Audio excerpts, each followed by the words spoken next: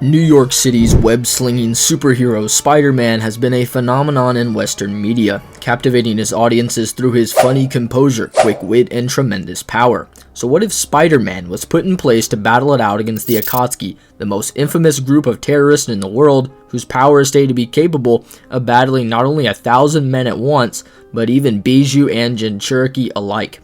Massive, continental-destroying monsters. So, could the PlayStation Insomiac Spiderman, who could battle monsters like Sandman who are taller than a vertical football field, actually defend New York if he was faced with these S-class criminal organizations? Firstly, let's note that through this video, I will be generally upholding a higher interpretation for Insomiac Spider-Man. As well, I do know there are numerous fans and creators who differ on this opinion. In order for Spider-Man to have the most competitive and interesting fight with the Akatsuki, the higher interpretation will be the route to go, or else the video would probably be, could Spider-Man clear the forest of death? So yeah, we also know that Peter throughout almost all medians is holding back in nearly all of his battles to prevent unnecessary damage and havoc to not only his surroundings but his opponent as well, so maybe you could also say the higher interpretations would be more fitting through his character anyway, which is interesting as beginning with Hidan and Kakuzu and kind of the rest of the lower Akatsuki members, this should remain interesting with Peter entering in the match on a solid footing, seeing as through Peter's battle against his most worrying villain and potential Avengers level threat Electro, he's able to keep up and combat the same Electro who could destroy a massive large smokestack, calc between either large building level or city block levels of force, depending on who you ask, which is seemingly less than Hidan and Kakuzu's showings against Yugito, such as when Kakuzu gets slammed into the ground, where Hidan gets blasted with a fireball, which only has calc to small town level. However, Peter doesn't just cap there, as in the PS4 side mission he's capable of generating shockwaves with his fist that are felt through the entire city, using forces similar to a magnitude 3 earthquake, although J. Jonah Jameson remarks about property damage throughout the city, when many creators have used this to place Peter around magnitude 8 earthquake and city levels of force through his punches, which should be above the levels of force like the aforementioned fireball from Yugito, or whatever Yugito utilized to destroy this chunk of the building, which could be a small Bijou bomb, although we simply don't know. But Kakuzu tanking a mountain level of force is consistent within the Akatsuki novel, where he actually survives having a mountain collapse on him, meaning that for Kakuzu, likely even without his diamond morph, Peter will need to rely on his speed and agility to capitalize on numerous gadgets which are pivotal in battles against physically stronger opponents like either Rhino or Kingpin. His electrical webs offer the ability for him to harness sheer electricity, which is a weakness for Kakuzu, as Kakashi's Raikiri pierces straight through his diamond morph, which is much higher than his typical durability showings, and if not for his electric webs to both stun and weaken Kakuzu progressively through the fight, the aforementioned city level shockwaves would house much more force than what would be calced from the Rasen Shuriken's force, which did defeat him, being multi-city block level. With that being said, Peter also very well could even have light speed level scaling through how even in a weakened state, Peter can rival in battle Doc Ock's arms, which are stated by himself to operate and carry out tasks at the speed of 1 nanosecond, with the prosthetic arms also operating near the speed of his nerve transmission itself. Peter goes on to become stronger as he develops more nuance to his arsenal and training in the loading screens, where he now possesses arms even greater than that, meaning his arms would also move at a potential higher nerve transmission speed, which is generous when accounting for his superhuman level processing speed and spidey senses to aid in him being able to precog and perceive the dangers of many of Kakuzu's abilities and hearts. If you want to supplement this, you could utilize his inclusion in Spider-Geddon issue 5, where Insomniac's Peter is able to battle the superior Spider-Man from the comics, kicking him in the jaw, nearly knocking him off balance,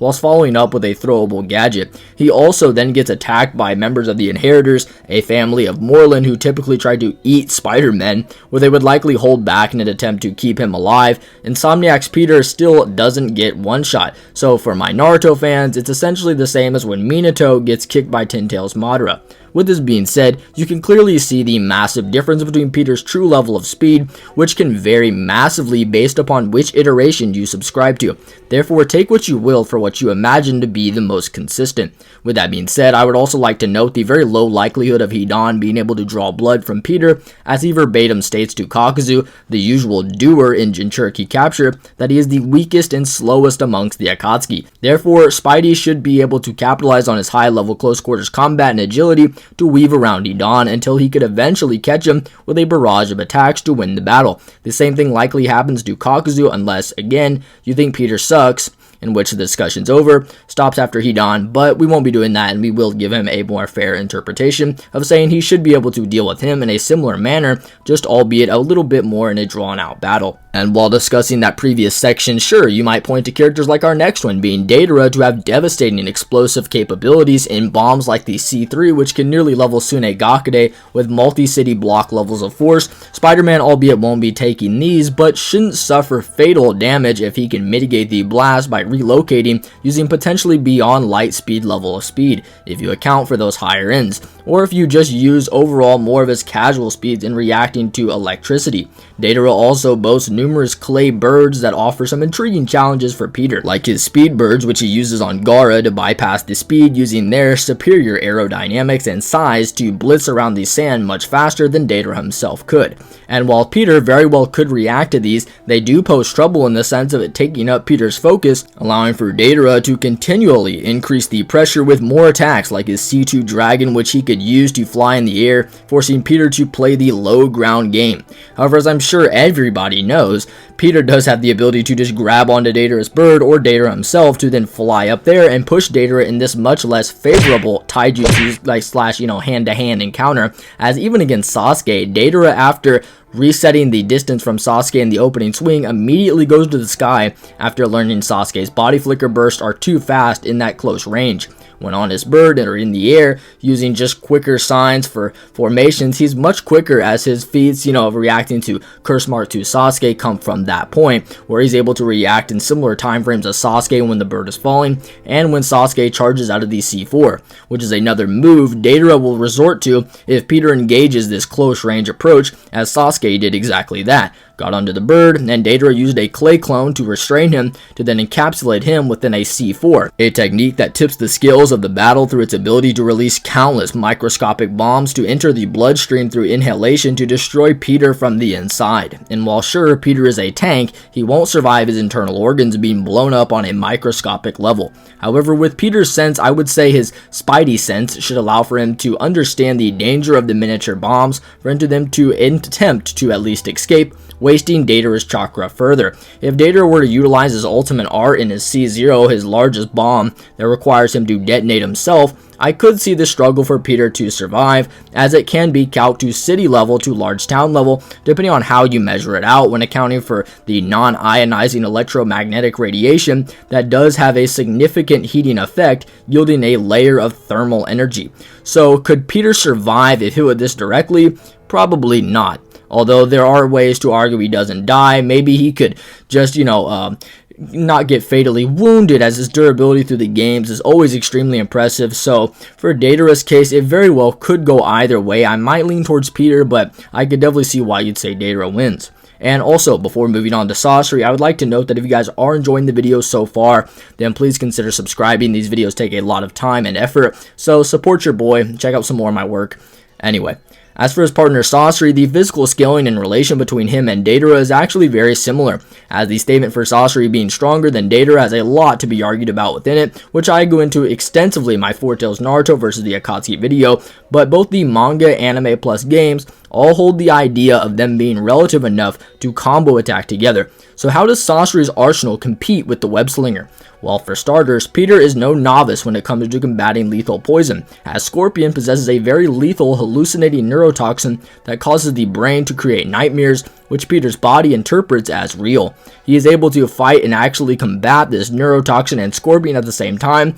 where he obviously then defeats him. So Sasori's ability to put down Peter comes really down to if he is able able to poison him secretly, which could happen if he utilizes a puppet like the third Kazekage, whose iron sand is coated thoroughly in this poison, which he could use to create showers of iron sand bullets and the iron sand dome attacks that attack from all sides. So if Peter is playing a very close and personal game with Sasori, he very well could lose. However, if he maintains the distances and uses his webs to cut the chakra strings similarly to Omoi in the war, Peter might just be able to beat him. Sasori's core is the only part of his body that looks vascular and doesn't frequently disassemble and reassemble itself, so Peter also could very well analyze what the core is and just pierce it with his iron spider arms, or even potentially penetrate it with his webs, depending on how strong you think they are. So for Peter, it's a very similar situation to Deidara, except I would lean towards Peter more, having the edge in this fight. After that, we have Kisame, who unfortunately doesn't get to utilize his best ability in a fight against Peter, and that's his ability to drain chakra through Samehada.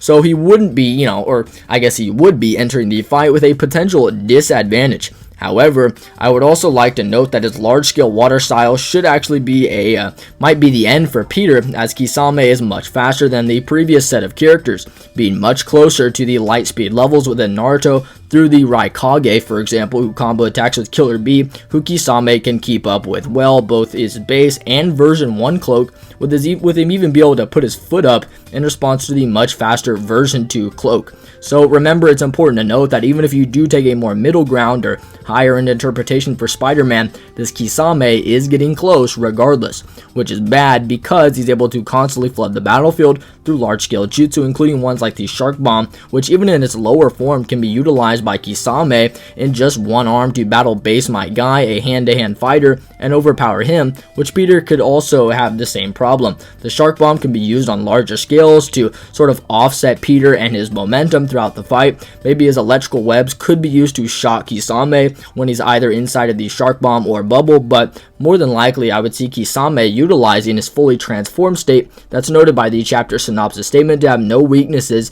to then win the battle through just outpacing Peter underwater, which mitigates his ability to fly high, which he usually would do. So for Peter, I would like to say that he should, or I guess for Kisame, I'd say he'd beat Peter through a more drawn-out battle, as he does have the largest reserves in the entire Akatsuki, likely being even above Pain, who could destroy the strongest country and fight all of its top shinobi and still be fine by the end. Now, listen. Bro, Peter, you've had a wonderful run, but it's time for you to have to face the strongest men in the Akatsuki, beginning with Itachi, who even minutes away from his death whilst nearly blind and having a heart attack and a hole in his leg, can react to Kirin, which is a formation of lightning itself, which is implied to be light speed according to the second fan book, which would fit with the other slower things in the series like Mifune's sword attacks, which 3 Tomoe Sasuke parried off before 2 exponential amps and a whole other form before he was ever considered to be equal to or eventually surpass Itachi. Itachi, while Seneto is able to parry off KCM1 Naruto, who is able to blitz the Raikage, moving beyond him from anywhere between 2 to 72 times faster than that Raikage, who could actually be moving at light speed. So if it isn't obvious, Itachi is a monster and would slaughter anyone below him, meaning that Peter obviously will not be coming out with a victory on Itachi. Now, this is a very similar case to Pain, who is a narrative benchmark alongside Itachi for both Naruto and Sasuke, except Pain could even be the stronger through how he's stated to be invincible, even in comparison to the notoriously strong members of the Akatsuki. The chapter 364 weekly synopsis statement notes how he is the strongest man in the Akatsuki, so Pain is a very similar case to Itachi, where Peter just can't win. However, if we were to place them in an equal stats battle, for example, Pain has numerous large-scale animal summons, including the invisible chameleon replicating dog, crab, panda, rhino, ox, centipede, you name it, plus 6 bodies utilizing a different ability of the Renegon, including the ability to steal souls, control attractive and repulsive forces, utilize high-tech cannons and laser beams, explosions, you name it. So again, Pain should win, especially with the shared perception amongst the paths, which would aid in the already monstrous levels of physicality above Peter, which he could use even in an equal stats match. Itachi, on the other hand, has Amaterasu, the strongest physical attack in the world, the Tsukiyomi, the strongest genjutsu illusion in the world, which would stun and probably drop Peter, and more importantly, the Susanoo, which has the ability to match the attributes of any oncoming attack to then repel any force. Couple this with the Totsuka blade, he can instantly stab Peter and seal him into a world of drunken dreams, which forces the databook to state that even in the face of a god's power, all attacks, whether from a material or astral body, ninjutsu or physical, lose their meaning. So even in an equal stats match, I would highly doubt that Peter would ever win against either Itachi or Pain. The same should extend over to Obito if anyone wanted to talk about that match, as he's potentially even superior to both of those and has the calm way to make him intangible, so Peter would never be able to touch him. But what did you guys think? That's the video. If you guys did enjoy and want to see more content like this, then please by all means subscribe. It helps the channel out a ton. Do you guys enjoy these more crossverse videos, or do you like the longer form Naruto videos? Anyway, if you would subscribe, it would mean a lot. So yeah, beyond that, may God bless you all. Love you guys.